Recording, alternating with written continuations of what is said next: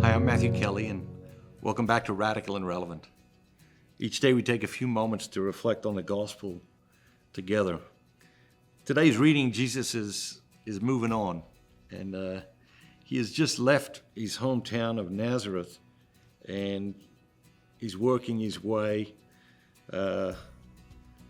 really away from his hometown and having a very different experience than he had in his hometown. Today's reading is from the Gospel of Luke, chapter 4, verses 31 through 37.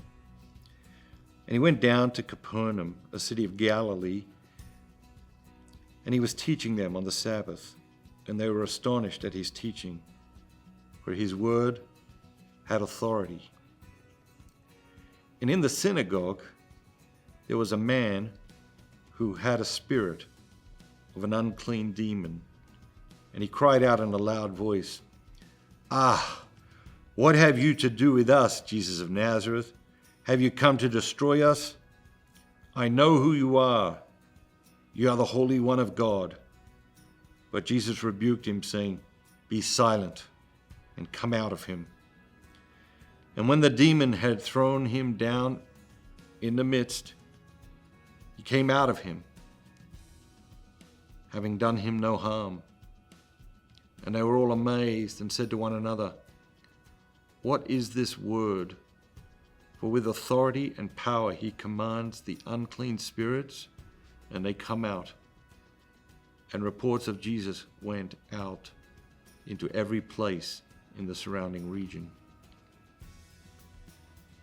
So is there a word or a phrase that jumps out at you today? A phrase that jumped out at me was, the people were astonished at his teaching, for his word had authority.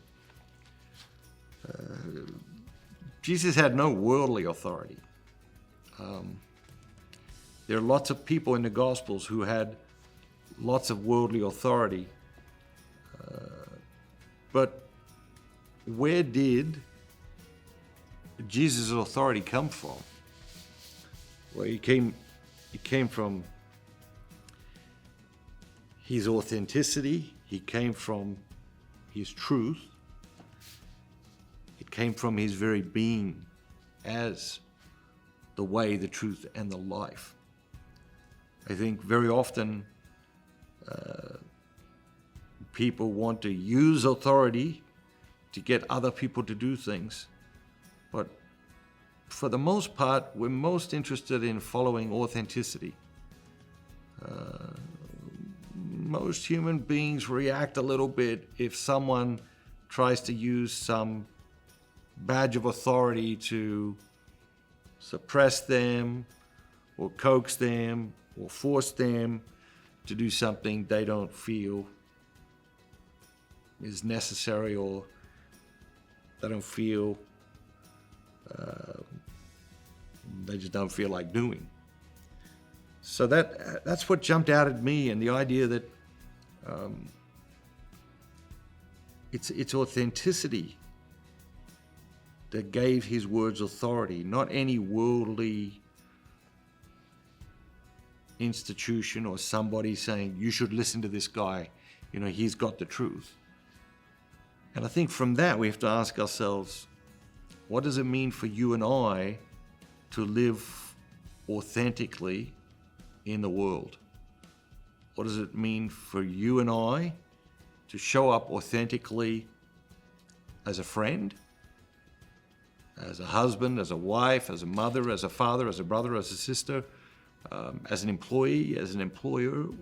What does it mean for us to show up authentically as Christians in the modern world? Have a great day. Remember, be authentic and be bold and be Catholic.